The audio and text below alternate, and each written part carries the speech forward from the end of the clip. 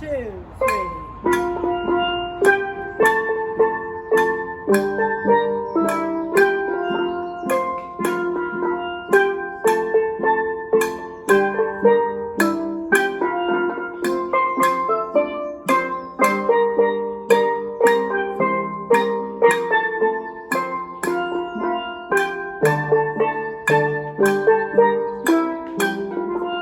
Okay, I'm going to make a start then, brothers and sisters. Welcome to this, our 131st Leeds May Day. I'm Jane Aitchison and I'm the President of Leeds Trades Council. And it's wonderful to see so many of you on Zoom and on Facebook Live and on YouTube, although I'm sad not to be standing with you in person and able to march together and talk together and chat and hug and do all those, things that we all crave to do, all those human interactions.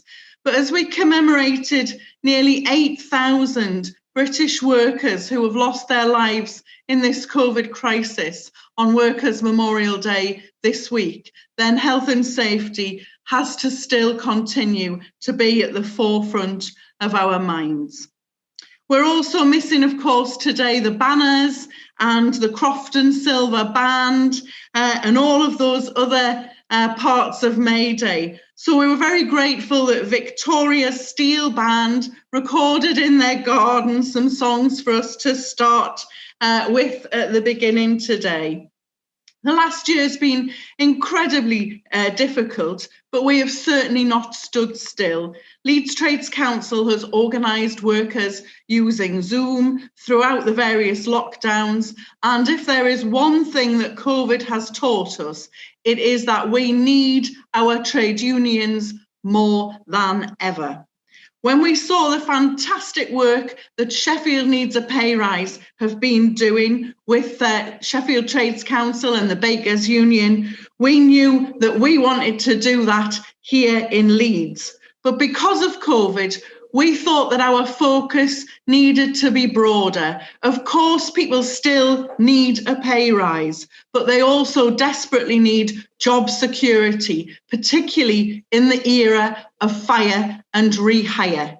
But also they need to be protected from issues of life and death, health and safety. So we've started fundraising at Christmas for Leeds Get Organised. And the support from the Labour and Trade Union movement in Leeds has been nothing short of magnificent. I have to say a huge thanks to all those who've contributed, because in a few short months, we've raised the money that we needed in order to go out and recruit a full-time union organiser here in Leeds. So big thanks to Unite, to the Bakers Union, to Unison, the GMB, the FBU, UCU, the NUJ, the RMT, the NEU and PCS and Labour Party branches all over Leeds. We've raised that 15,000 for the first year of the project, and so we're advertising right now for that trade union organiser. So if you think that it's a job you would like to do, and it'll be a fantastic job to do, or if you know someone who you think their skills would be just perfect for that job, let them know, because that job advert's live right now. And if your branch hasn't contributed yet, don't worry, you haven't missed the boat, because we're now raising the money for year 2 of the project. As trade unionists, we know that the main reason why people haven't joined a trade union is usually because they haven't been asked. And so what we'll be doing is we'll be asking absolutely everyone in Leeds to join a trade union, and also a lot more. We will make a huge difference. We will increase union membership in Leeds, of course, and in turn we will push up pay rates and job security, and crucially, we will improve health and safety here in Leeds.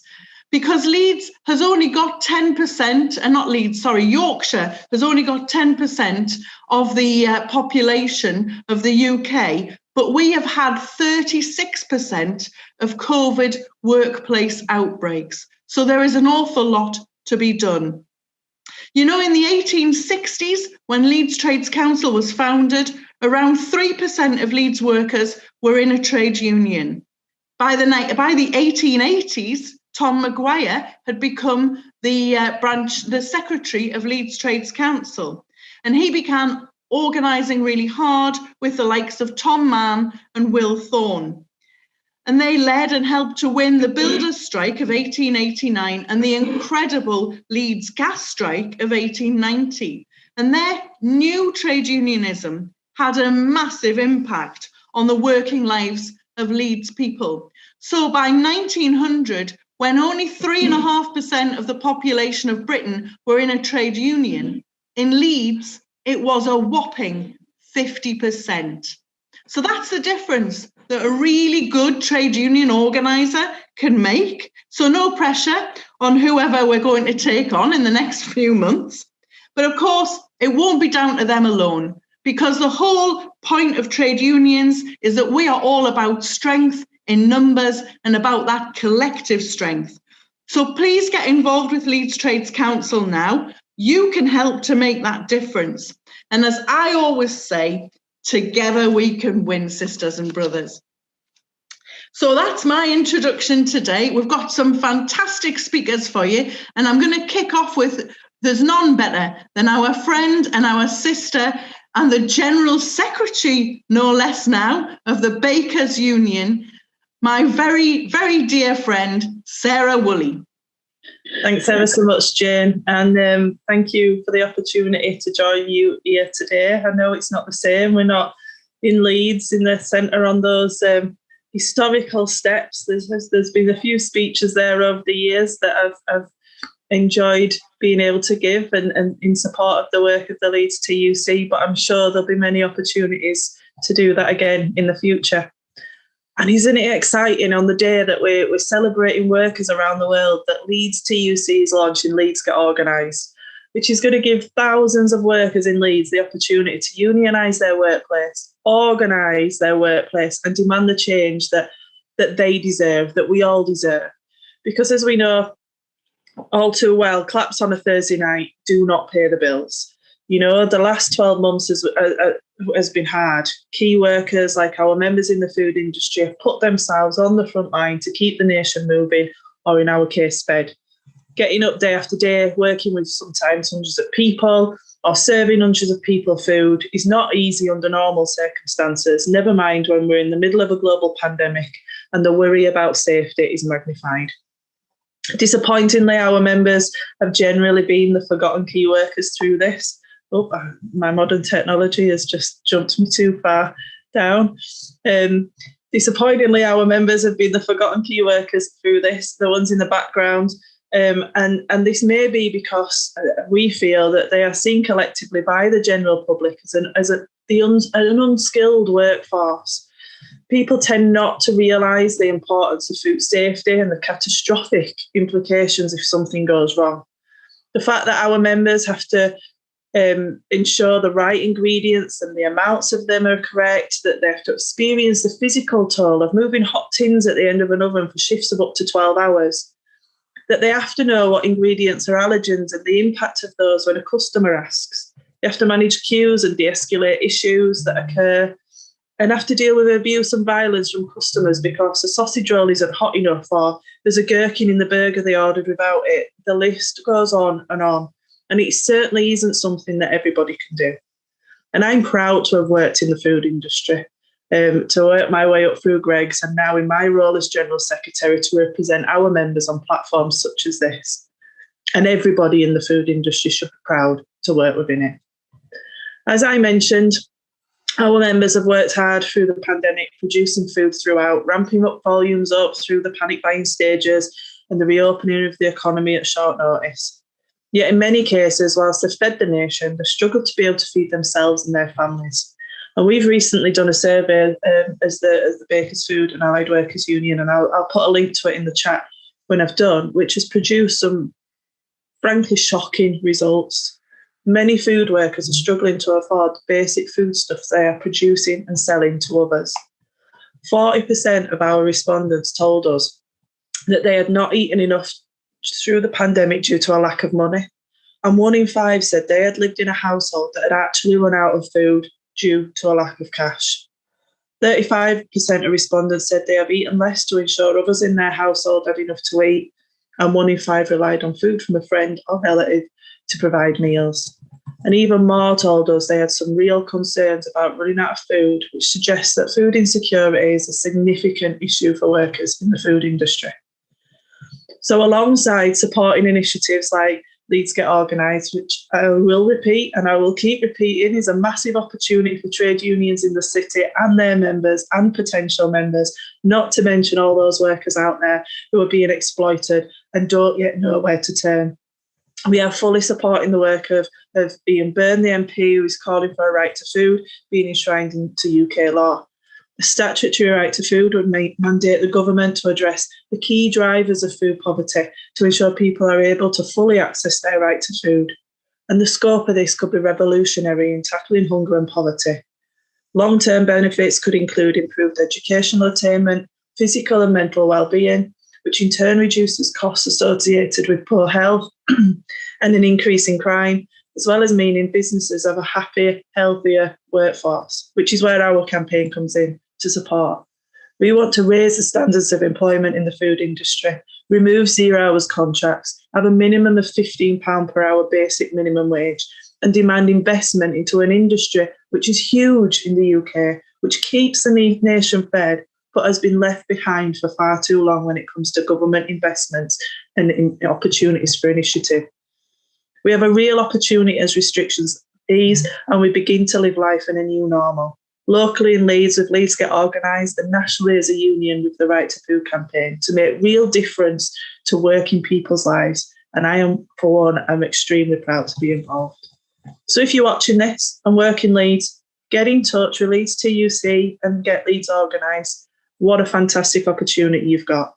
And if you work in the food industry and want to organise your workplace, be that in Leeds or beyond, contact the Bakers Food and Allied Workers Union and let's work together to make things get better, because we are the 99%. Thank you.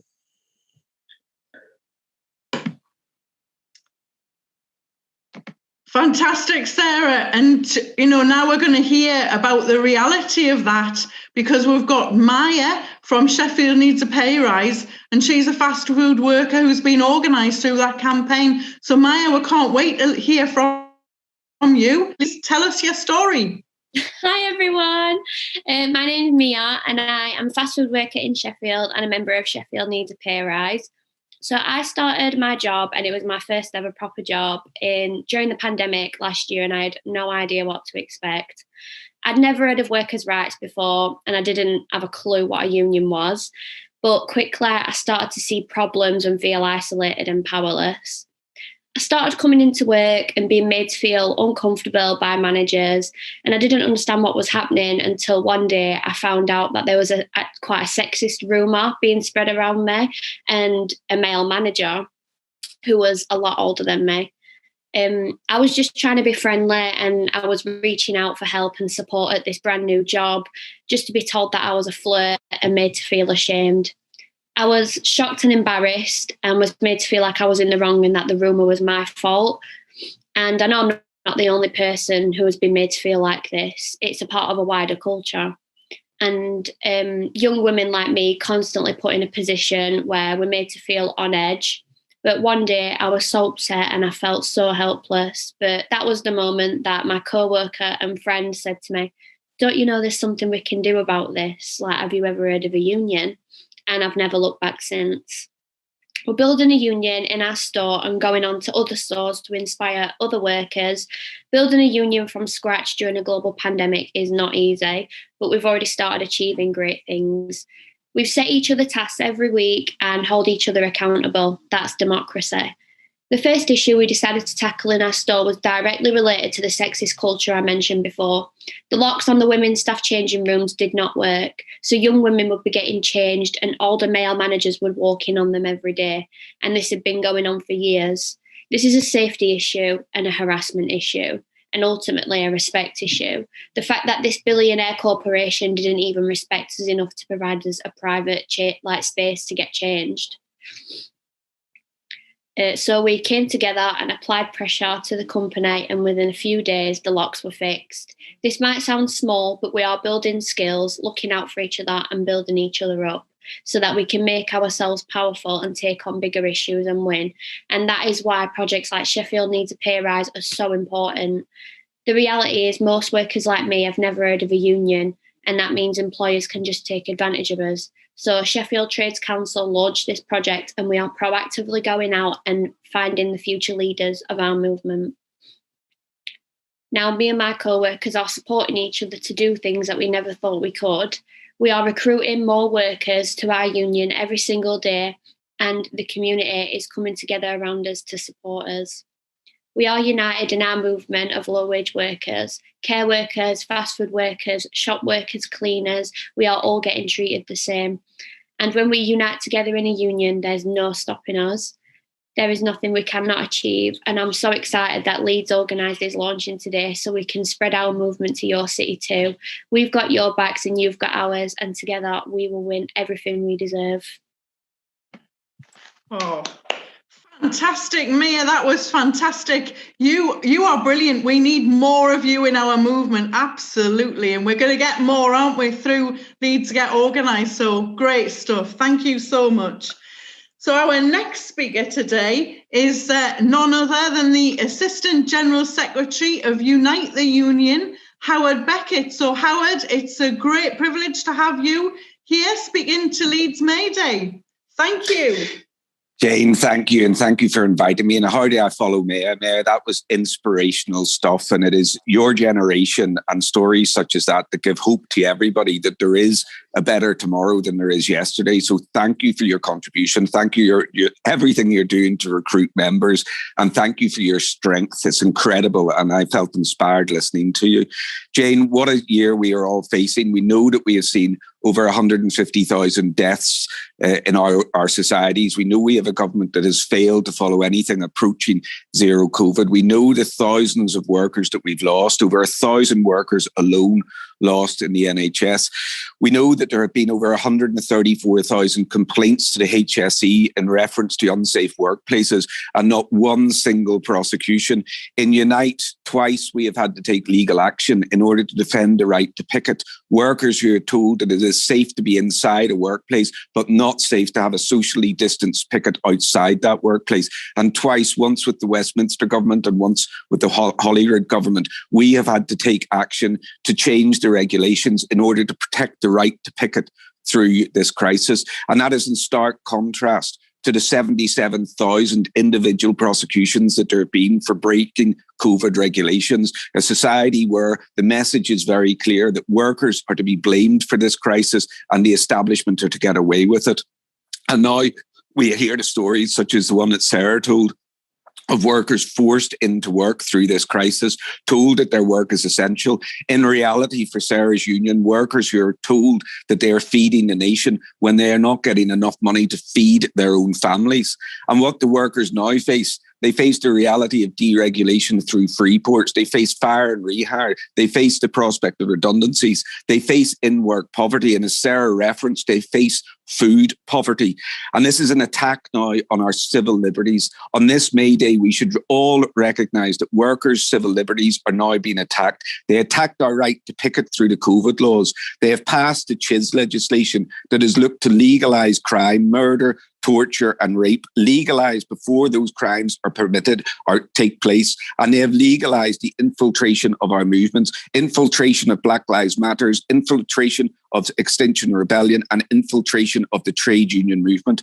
And when we thought that legislation could not get worse, we were all mistaken, because along comes the police crime and sentencing legislation that seeks to criminalise the lives of those in the Traveller, Romani and Gypsy communities, looks to attack our rights of protest and tell us that we cannot protest if our protests are too noisy or if we have not agreed a start time and a finish time with the police, looks to tell us that we are guilty of a criminal offence just for ought to know of whether or not there is a regulation that we are breaching. And worse, the worst for me, it looks to legalise racism within our society. It seeks to protect the rights of racist slave trader monuments before our rights of protest. If anyone asked the question as to whether or not racism is institutionalized in society, simply look at this piece of legislation and we should all reference the fact that racism is being used by society right here and now to divide working people. But we can all be inspired by the story of Maya. We can all be inspired by our history. The reality is, in 1946, when people returned from the Second World War, they would have never imagined in 1938 that they could build a social state, build the NHS, build 1 million council houses and send their children to third-tier education. And it is why now all of us need to summon that same strength, summon the strength that Maya is showing, summon the strength for a new generation, and believe that we can create another society, a society where we ban zero-hour contracts, where we have workers' rights from day one, where we understand that we deserve a decent day's pay for a decent day's work, where we protect our civil liberties. The reality now for all of us is that we must get in a union. We must understand the power of a collective and understand the power of trade unions, understand the power of our labour, understand that if we remove our labour, this country cannot operate. We have to fight now for a new generation. We have to fight for decency. We have to fight for our civil liberties. And in the words of Martin Luther King, we have to fight for justice. Thank you so much, Howard. They were incredibly powerful words. It's really, really good to have you speaking here to us this May Day. Thanks so much. Our next speaker today is one of our own, the president of Leeds UCU, the university, but also the national president of UCU. So great welcome to one and only lovely Vicky Blake. Here you go, Vicky. Thank you so much for having me, guys. It's such a pleasure to be here with you. And again, like everyone else, I wish we were together in person, but we're not, but we're here together online. And I have dressed for the occasion with my Build the Union t-shirt and my picketing hat because organising is so essential. It is so essential to our movement and to workers everywhere. And organising precarious workers everywhere is vital to social and economic justice for everyone. It's also vital to justice for our climate because it needs to be fundamentally part of that push for a just transition to a greener economy as well, so that we can all keep living on this planet without frying and while affording to be able to eat and put a roof over our heads. And I think the speeches that we've heard so far have really brought home how bad the situation is here in the UK and just how much work we have to do. But we won't be daunted. And it's so brilliant to be here celebrating organising efforts that are going to keep that fight up and keep things going. We are strongest, we know, when we come together.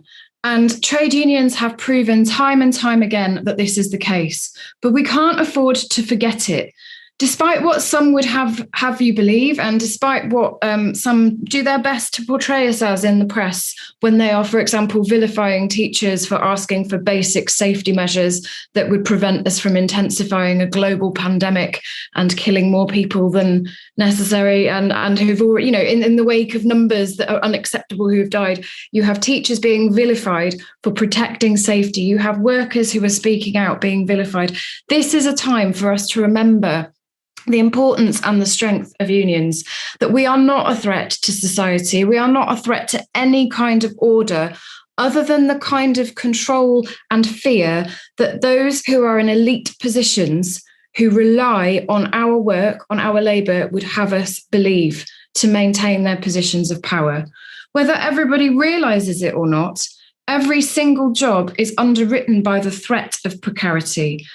And that is all too often repackaged and shoved down our throats as flexibility, when what they mean is flexploitation.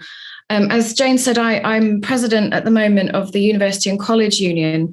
And it's interesting that a lot of people don't realise just how casualised and how precarious so many workers are in our universities, colleges, and in our prison education systems and adult and community education. It is absolutely rife, and people are living hand to mouth despite the image that is often presented of us all being, well-paid lecturers or what have you. We have people going between jobs, sofa surfing, sleeping in their cars, having to relocate after each contract is over, no stability whatsoever. And that lack of stability means that it is harder to organise us, but it is not impossible. Last year, we had strikes in UCU over, amongst other issues, casualisation and precarisation of our workforce. And that really energised our union, because putting the most vulnerable and the most precarious workers with the least rights at the centre of our fight as a movement is imperative, absolutely imperative. And any union or any organisation that forgets that risks becoming irrelevant and part of the problem. It is absolutely essential. And it's why what we're seeing in Leeds, I was so excited to see how this project goes forward. I'm determined that we will fundraise for year 2, 3, 4 and ad infinitum, and that this idea will spread. It's been in Sheffield, it's in Leeds, it will go further afield, because we do have strength when we gather in numbers, and that is what they're afraid of. And that is why our rights to protest and our rights to picket and our rights to speak out are under threat, while statues of dead white men from long ago who profited so much off the backs of those who were more exploited and more vulnerable than them are being protected by the police crime. And I'm so angry about it, I can't even breathe when I start to think about the fact that you could be prosecuted for pulling down a statue of a slaver and you aren't protected adequately about the risks when you go into an unsafe workplace. The people who should be facing prison sentences are those who have put workers at risk, who have led to workers dying on the job, who have put their own families at risk for going into work. It is absolutely disgraceful.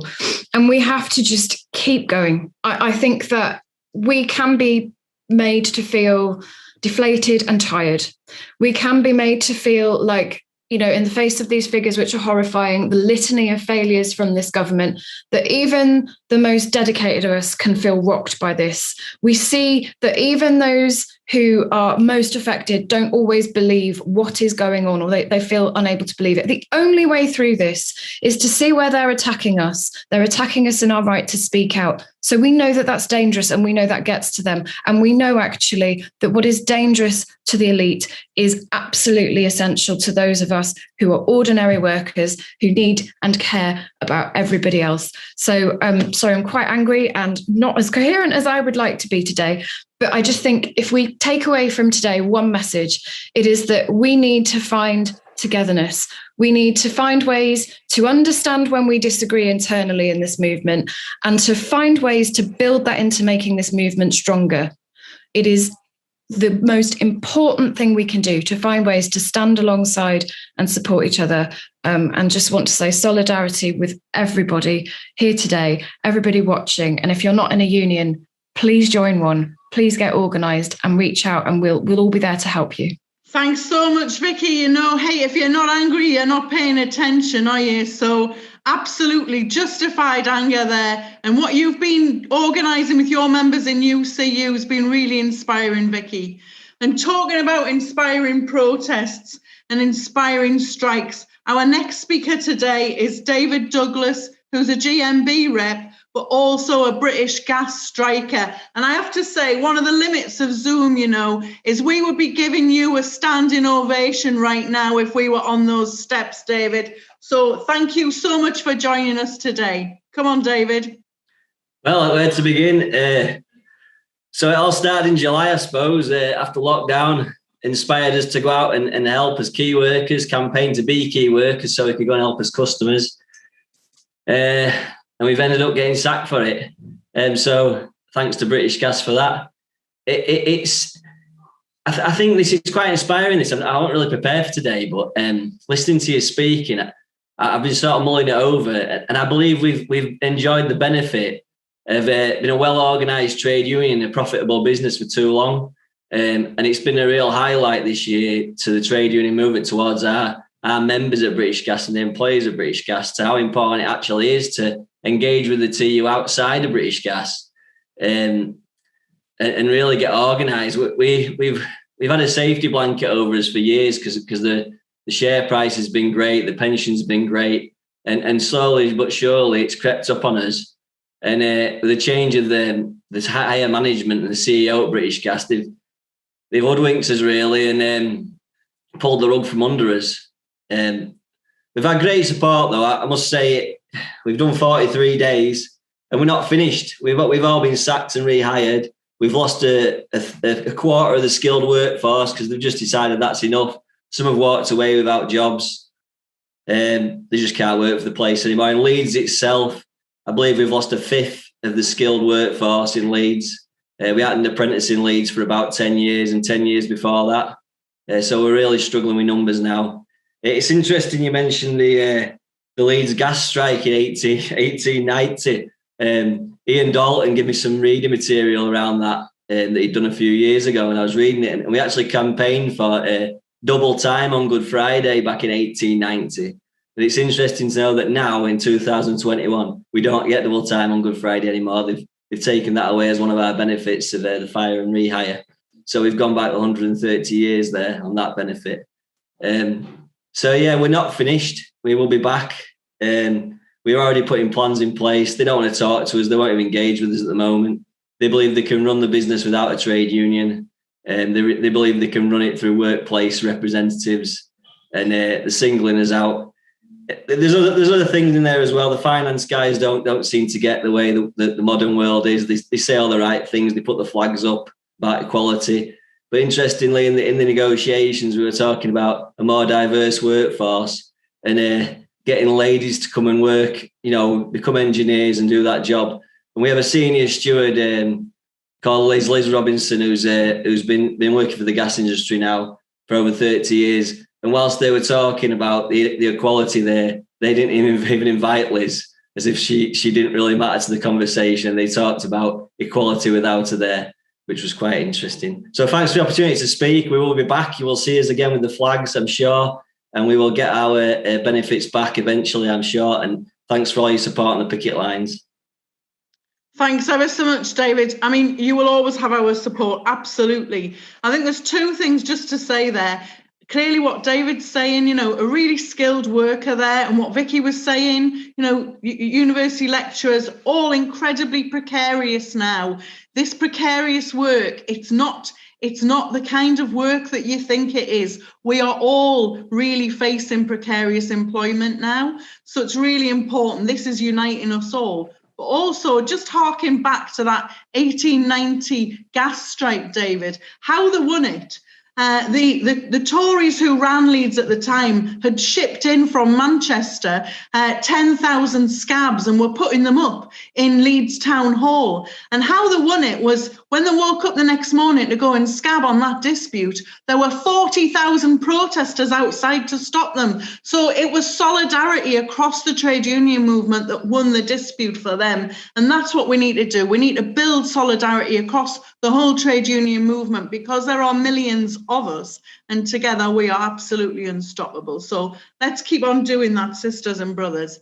Now, our trade union movement will look at everything. We'll look at our communities and how it's all impacting. One of the things we've been campaigning on this year is to stop the expansion of Leeds Bradford Airport. So our next speaker is Ian Coatman, and he's from Galba, the group against the expansion of Leeds Bradford Airport. So Ian, you're very welcome to join us here today. Thank you, Jane. Good afternoon, everybody. At a time when we should be drastically reducing carbon emissions, the airport wants to expand by 75%, and that means a 75% increase in carbon emissions. So Galba spent the past 18 months on this, and I'd like to thank Leeds Trades Council for their support throughout the campaign. Now, a characteristic of that campaign has been a repeating cycle where Galba would present evidence to the council detailing the impact of expansion or highlighting major flaws in the application, of which there were many. And then Leeds Bradford Airport or the council planning department would pay a consultancy who would come back and say Galba is wrong. But I've got no doubt at all that without the efforts of Galba, the application would have been approved last summer with a minimum of questioning. But finally, in March this year, the council gave approval. But this is far from over. Currently, the application is with the Secretary of State, Robert Jenrick, for his determination. But the implications of this go well beyond Leeds, and Galba is pressing the Secretary of State to hold a public inquiry. Now, we can't leave this to Robert Jenrick's better nature. It's important for all of us to lobby him and your MP to press for a public inquiry. Now, the council declared a climate emergency in 2019 and committed to net zero in the city by 2030. But then they approve expansion, which makes net zero impossible to achieve at any point. By 2030, for example, the airport itself would emit more carbon than is allowed for the entire city under that net zero target. Which begs the question, did the council make that declaration without understanding what it meant, or did they never have any intention of honouring it? Targets without action, that's not unique to this case, of course. Globally and nationally, it's true. And this makes no sense unless you recognise the relationship between the fossil fuel industry, the banks that provide investment, and the political parties that receive donations. As environmental campaigners, you quickly realise that to demand action on the climate means that you're questioning not only environmental policies, but the whole political and economic system. And that's a system that relies on robbing the future to fuel the present. Globally, since 1988, 100 companies alone have been responsible for an astonishing 71% of emissions. And the richest 1% of the world's population cause more than twice as much emissions as the poorest 50%. And of course, it's the poorer communities, those who are least responsible for the problem, who are hit first and hit worst. So the climate emergency is and always has been a class issue, and the fight for social justice and the fight for environmental justice are one and the same thing. Leeds Bradford Airport is owned by AMP Capital, a global investment corporation, and they claim that expansion will bring economic growth and jobs. It's a mirage. Airports are being automated, and the few jobs that remain are predominantly low-wage and casual.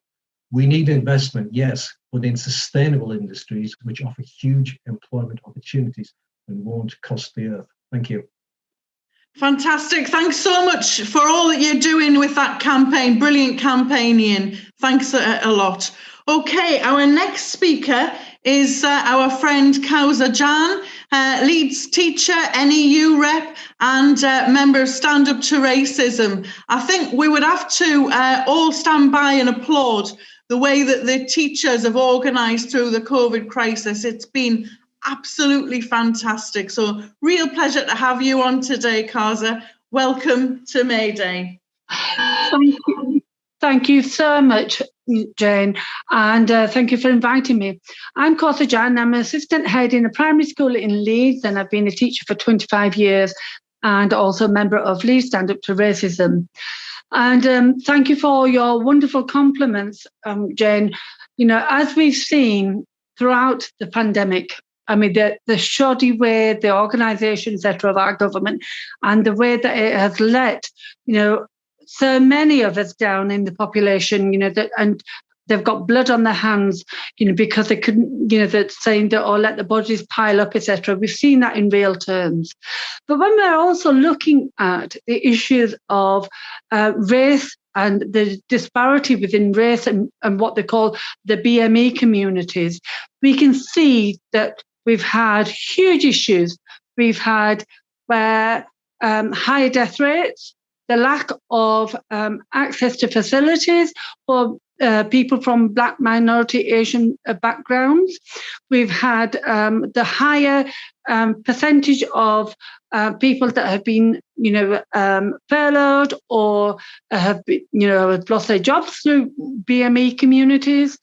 But also, from an educational perspective, if we just stop and look at the disparities because of financial issues and the digital divide up and down the country. Jane mentioned about the way that teachers have organised, and unions. I'm an active member of the National Educational Union, who have been advocating and supporting schools and communities and pupils and trying to deliver an education with little and no support. I'll speak from a perspective from my observations, and some of which I've observed either at my school or other schools, and friends and colleagues have told me, where we went into lockdown and there was no guidance from the government to say, right, okay, this is how schools need to follow. I fall into the clinically extremely vulnerable category, and there was little. We knew that we had to shield, but what that shielding meant for us as members of the public, but also as teachers, how were we supposed to deliver an education that was fit for purpose? And we quickly realised that we had a huge disparity, that we had parents with 4 or 5 children at home, multi-generational, with some of them living in back-to-back housing or very sort of small accommodation. And there might be one or maybe one phone or possibly a laptop in one school. Unfortunately, what happened was that, that if you've got 4 or 5 children and schools are trying to deliver online teaching, children were at disadvantage. So they weren't accessing, not because their parents didn't care, but because they either financially couldn't afford to get laptops or electrical equipment. So they were missing out on education. Then we were promised that we would be given laptops for all children. That didn't transpire for until the second lockdown, where we were actually getting the laptops.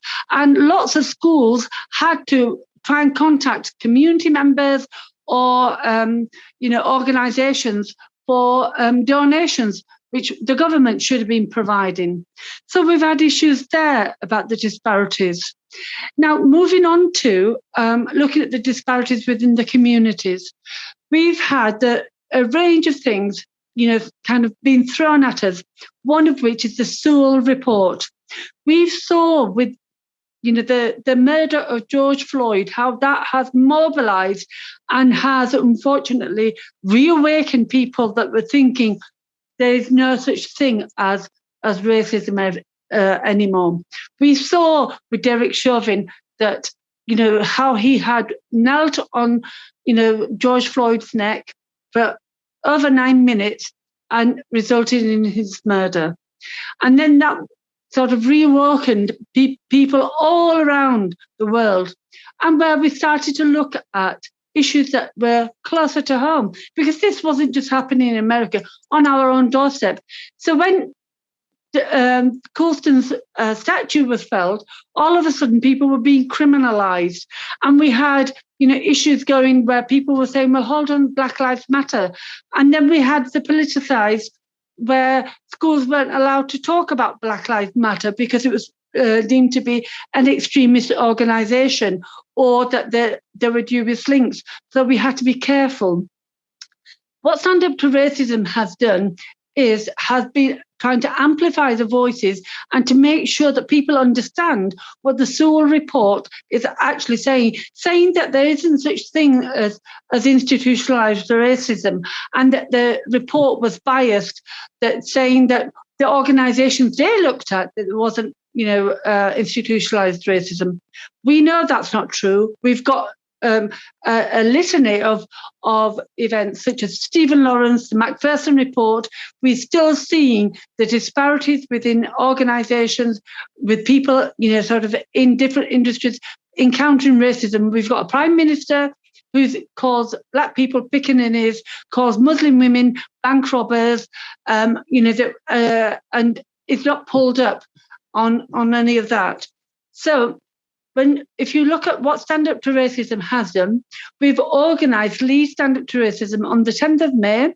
We have got a Zoom, which we're going to be looking at the Sewell report, talking about how the investigation has been flawed and the impact that is having on our communities, and not recognising the racism that we've got in our society.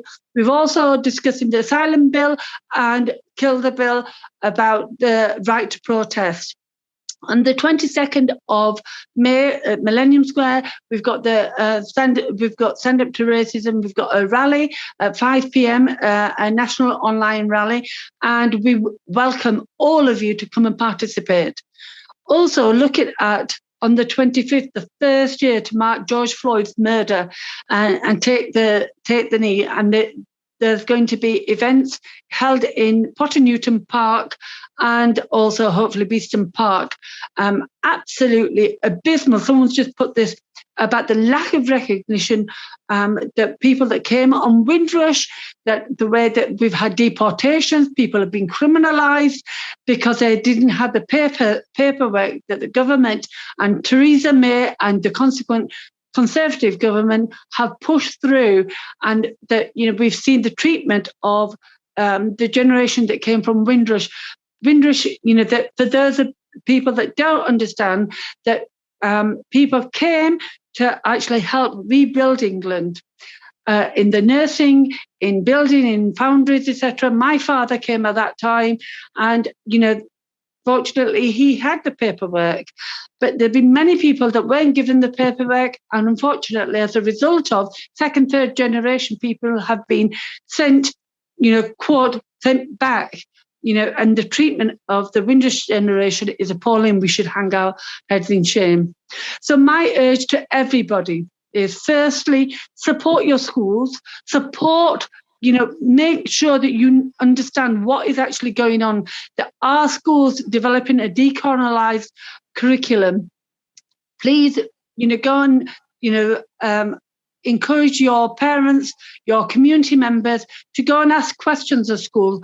What kind of diverse curriculum have you got?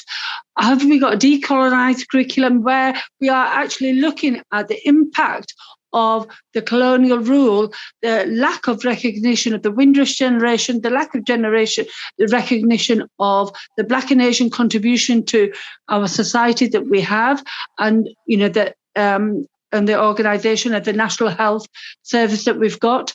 Also, the other thing that I would say is please, get out and vote.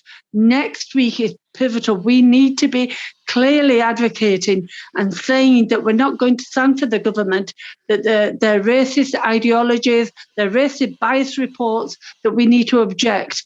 And so please do come and join us in Leeds Stand Up to Racism. You can get our details through Facebook.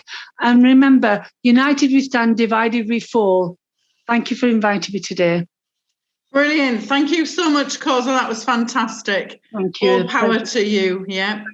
Okay. Now, just our penultimate speaker, I just want to say one thing before we bring him in. And that is that what Leeds Trades Council is all about is about uniting the labour and trade union movement, but for a reason, for action, to get things done, to make a difference to people. And about 4 years ago at May Day, we had a brilliant speaker from the parents group of Deal, who were the parents of disabled children who'd had their transport cut.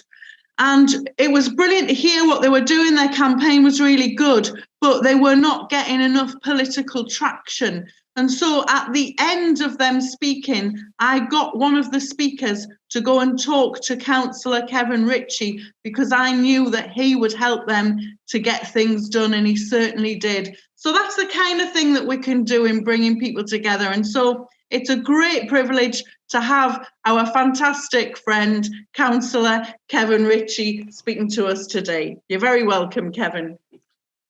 Thanks, Jane. And that was a real important campaign led by women, the mothers of those children. And I'm glad that as a listening council, we delivered for them. And the speakers today have been so inspiring. Maya at the start of her trade union journey, through to our comrades who are on the front line, Dave and his colleagues, and the people at the top there of our trade union movement, leading from the front, the general secretaries and secretaries.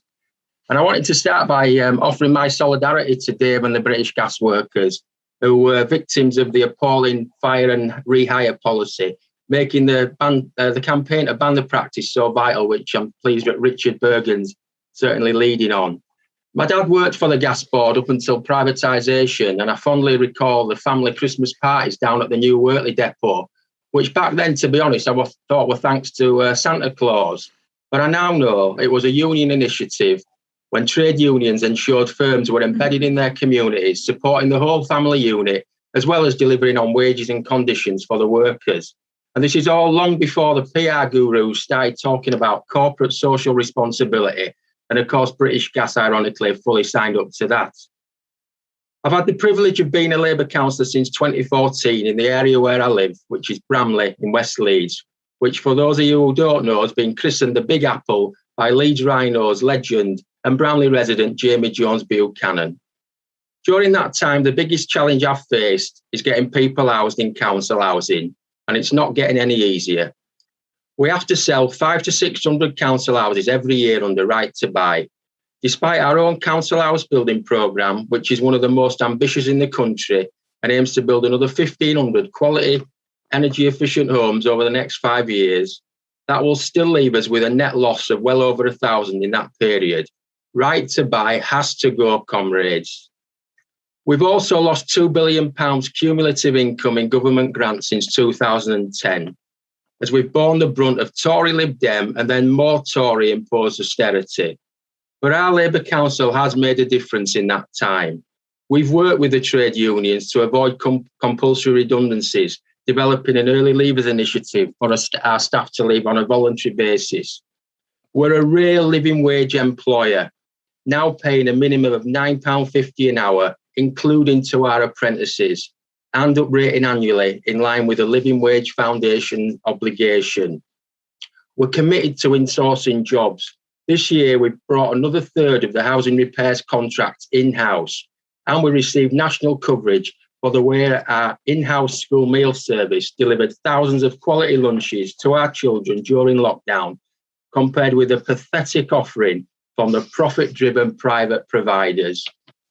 So on Thursday, it's vital people get out and vote to keep Leeds Labour and get Tracy Brabin elected as our first West Yorkshire Mayor. Don't put what we've achieved at risk in Leeds. Every council budget, the Tories and other parties vote to cut trade union facility time. That's a precursor to reduce consultation and slash the terms and conditions of our staff. Remember, they have form. Never forget the 11-week bin strike in 2009, when the dreadful Tory-led coalition that ran this city tried to slash the workers' wages. Don't let those days return, comrades. And let's hope next year our May Day celebration is back where it belongs, outside our fabulous council-run city library and art gallery. And good luck to Howard in the Unite General Secretary election as well. You've certainly got my vote as a Unite member. And I'll finish by urging you once more to get out and support your local Labour candidates' campaigns. And please vote Labour by post or on May the 6th at the polling station. Thank you, and solidarity to all. Thanks ever so much, Kevin. It's always great to hear from you. And our final speaker, last but absolutely not least, one of our favourite MPs. We better not show too much favouritism, but I have to say, whenever Leeds workers are in struggle, Richard is there. Whenever we're in any kind of trouble, Richard is speaking up for us in Parliament. So it's an enormous privilege to have our friend and Labour MP, Richard Burgon, to close the rally today. Richard.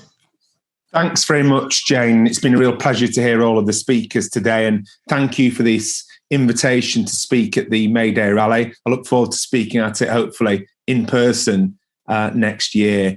International Workers' Day, of course, is a day of celebration of working class movements and of our struggles, of our victories, of the gains that our movement has made, from the 8-hour day to the right to vote, to the abolition of slavery, to the welfare state and the creation of our National Health Service, because the cause of Labour is the hope of the world. It's a reminder of the giants on whose shoulders we stand. And it's a day when we don't just remember, it's a day when we recommit to continuing that struggle every single day. And International Workers' Day is a reminder that ours is a global struggle. The last year of pain and suffering has affected our communities all over the world underlines just why our struggle and our movement must be an internationalist one. A year ago, as the COVID crisis hit, we heard all sorts of rhetoric about how this crisis would bring us closer together, how this crisis would be a catalyst for positive change. 1 year on, we can see that that was a lie. 1 year on, we have had over 100,000 people unnecessarily lose their lives from COVID in our country alone because of this government's policies. We've seen the corporate takeover of the state with a growing stench of corruption as billions in COVID contracts are handed to those with friends in high places. We've seen this crisis used as cover for further privatisation and outsourcing, with track and trace handed over to Serco and the like. We've seen the crisis used to drive down wages and conditions through fire and rehire. We've seen attempts to pit public sector workers against private sector workers to force down all pay in a race to the bottom. We've seen school children left without enough to eat, people denied decent sick pay, many on furlough paid less than the minimum wage, and disabled people given insulting 37 pence benefits increases. And this crisis has shone a spotlight on the deep failings of 40 years dominated by neoliberalism, marketisation, deregulation, and privatisation. So this must be the moment. This must be the moment when we ditch all of that and build a better society. People agree with us. They want change. The polls show people want a more inclusive, fairer, more equal society to be built out of this crisis. But to win a progressive alternative, we have to build the movements and we have to fight for it. Our movement makes gains only through struggle. The ruling class never gives anything away without a struggle. If we are really going to learn the lessons from this crisis, then we have to fight for a society that serves the many, not the few. So let's fight for a 15% pay rise demanded by NHS staff. Let's fight for a proper pay rise for all public sector workers and for a real living wage of at least £10 an hour for all workers. Let's fight for an end to fire and rehire and to 0 hours contracts. Let's fight for a Green New Deal with millions of good unionised skilled jobs at its core. Let's fight for 1 million council houses. Let's fight for a social security system that ensures a dignified minimum income guarantee. Let's fight for a right to food. Let's fight for an end to all National Health Service privatisation and for a national care service. Let's fight for a shift in wealth, power and control so that every single human being is treated with dignity. In fact, let's fight for the popular manifestos Labour stood on in 2017 and 2019 that have proven to be needed now more than ever. And let's demand a windfall tax on the companies that have made super profits during this crisis and a wealth tax on the super wealthy too, not only to pay for this, but to build a more equal society. And if a centrist president of the United States can announce the end of trickle-down economics, if Joe Biden can announce massive investment in green energy, in modern transport, in high-speed broadband, in health and social care, in social security, if he can announce taxes on the super rich to fund this, well, then that's the very, very least that the Labour Party needs to be fighting for. Now, as I said at the beginning of my remarks, our struggle is an international one. The capitalist class acts globally, and we need to be linking up our struggles across the globe. We'll only beat the union busters like Amazon if we organise together. We'll only stop the tax dodgers if we work together. And we will only prevent the worst effects of climate change if we fight this together so that the world meets its commitments needed to keep global temperature rises below 1.5 degrees. And that means the developed world must do its proper share so the world can halve emissions by 2030. And it must deliver on the $100 billion per year commitment to help developing nations cut their emissions and cope with the impacts of climate change. Now, from its inception, a key message of May Day has been about the struggle for peace and the struggle against war. And as well as the global climate threat, I'm very worried by the military plans of our government. Boris Johnson's new integrated review of defence is a dangerous new global vision. Tens of billions more spent on the military at the same time as cuts to public services are planned. When we should be supporting multilateralism and cooperation, it risks dragging us into siding with the US in what appears to be a new Cold War with China. And Boris Johnson boasts he's going to expand the number of nuclear warheads by 40%, ripping up decades of gradual disarmament. Each nuclear warhead is about 8 times more powerful than the bomb dropped on Hiroshima, which killed over 140,000 civilians.